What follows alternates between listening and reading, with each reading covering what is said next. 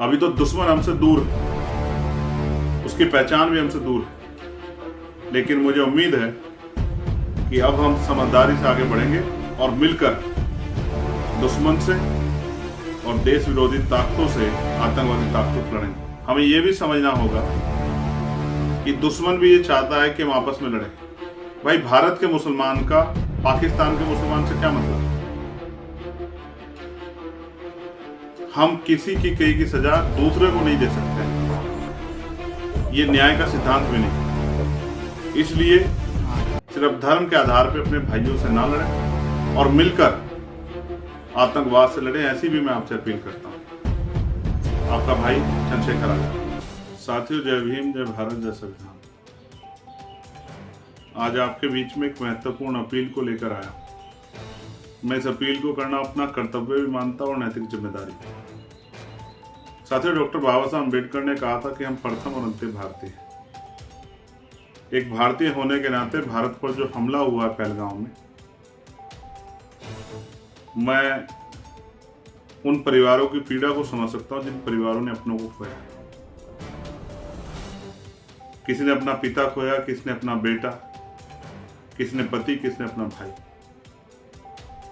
इस आतंकी घटना से पूरे देश के मन में, हर देशवासी के मन में व्यथा।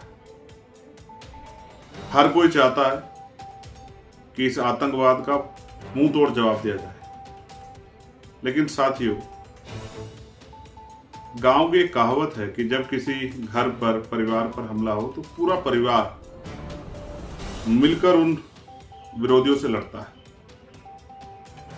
आज जब हमारे देश पर हमला हुआ है तो हमें मिलकर देश विरोधी ताकतों से लड़ना चाहिए, चाहे वो कश्मीर में बैठी हो या बाहर किसी दूसरे मुल्क में बैठी हो या फिर देश के अंदर बैठी। हमें उन ताकतों से लड़ना चाहिए जिन्होंने हमारे देश के साथ, उसके सम्मान के साथ, हमारे परिवार के लोगों के साथ जो इतना बड़ा हमला करने का काम किया, हमारे खून से होली खेलने का काम किया। लेकिन महसूस करके देखिए, मैं भी देख रहा हूं कि देश के अंदर किस तरह का माहौल है। क्या हम लोग मिलकर देश विरोधी ताकतों से, आतंकवादी ताकतों से लड़ पा रहे हैं? धर्म के आधार पर जिस तरह का माहौल बना है, हम अपने देश में अपने भाइयों के साथ लड़ रहे हैं। मैं आपको याद दिलाना चाहता हूं, जब ये देश आजाद हुआ तो सभी धर्मों के लोगों ने इसमें बराबर का भागीदारी की। सभी धर्मों के लोगों ने इसमें बढ़ चढ़कर भागीदारी की और सभी ने अपना खून जो है देश को आजाद कराने के लिए दिया। मुस्लिम भाइयों ने भी अपनी जिम्मेदारी को बहुत मजबूती से अदा किया। प्यारे साथियों, जब हम देखते हैं कि एक बहुत बड़ी कुर्बानी देश की आजादी में मुस्लिम समाज के लोगों की, और आज हम अपने देश में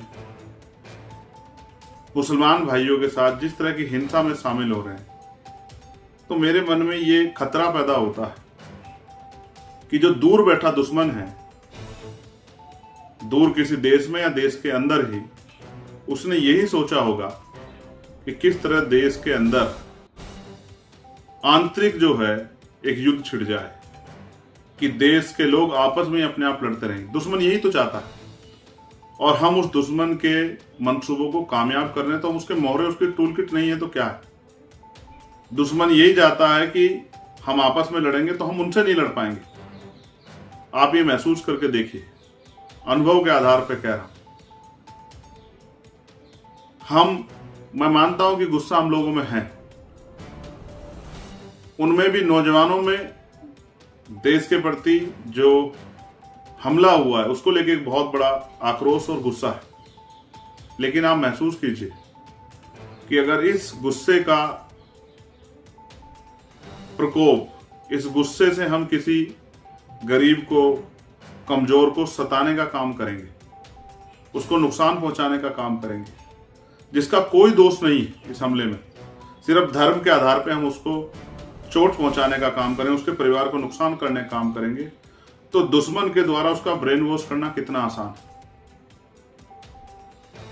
जिन्होंने कल हमें अपनी गोद में खिलाया, जिनके द्वारा हम स्कूलों में पढ़े, या जिनके साथ हमने आगे बढ़ने का संकल्प लिया, आज हम उन्हीं के खिलाफ लड़ रहे हैं। ये समझदारी या बेवकूफी? कहीं ऐसा तो नहीं जाने अनजाने में हम दुश्मन की मदद कर रहे हैं? इसलिए मैं आपसे ये अपील करता हूं कि ये वो समय है कि हमें समझदारी से एकजुट होकर देश विरोधी ताकतों से, आतंकवाद से लड़ना है।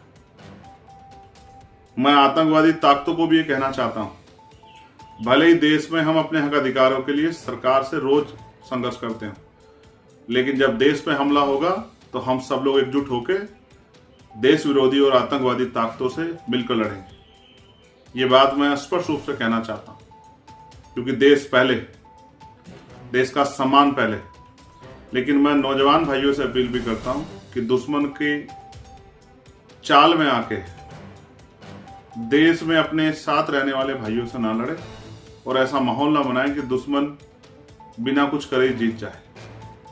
मैं सरकार से भी अपील करता हूं, बहुत जल्द, इतना बड़ा हमला तो हो गया, बहुत जल्द अमरनाथ यात्रा आ रही, उसकी सुरक्षा के पुख्ता इंतजाम करें जिससे श्रद्धालुओं पे कोई खतरा ना बने। और जो आतंकवादी जिन्होंने ये घटना को अंजाम दिया है हमारे खून से होली के लिए, उनको बिल से निकालकर ऐसी कठोर से कठोर सजा दें कि दोबारा कोई इस तरह की घटना करने से पहले 1000 बार सोचे। लेकिन साथ साथ मेरी देशवासी से अपील है कि जो दुश्मन चाहता है वो ना करें, अपने भाइयों से ना लड़ें। आप सभी का बहुत बहुत आभार। मेरी ये राय इसलिए है क्योंकि मैं भारत का जागरूक नागरिक हूं और आपसे भी अपील करता हूं कि समझे कि हमारे देश के साथ कोई खेल तो नहीं हो रहा। अभी तो दुश्मन हमसे दूर है, उसकी पहचान भी हमसे दूर है, लेकिन मुझे उम्मीद है कि अब हम समझदारी से आगे बढ़ेंगे और मिलकर दुश्मन से और देश विरोधी ताकतों से, आतंकवादी ताकतों से लड़ेंगे। हमें यह भी समझना होगा कि दुश्मन भी ये चाहता है कि हम आपस में लड़ें। भाई, भारत के मुसलमान का पाकिस्तान के मुसलमान से क्या मतलब है? हम किसी की कई की सजा दूसरे को नहीं दे सकते हैं, ये न्याय का सिद्धांत भी नहीं। इसलिए सिर्फ धर्म के आधार पर अपने भाइयों से ना लड़ें और मिलकर आतंकवाद से लड़ें, ऐसी भी मैं आपसे अपील करता हूं। आपका भाई चंद्रशेखर आजाद।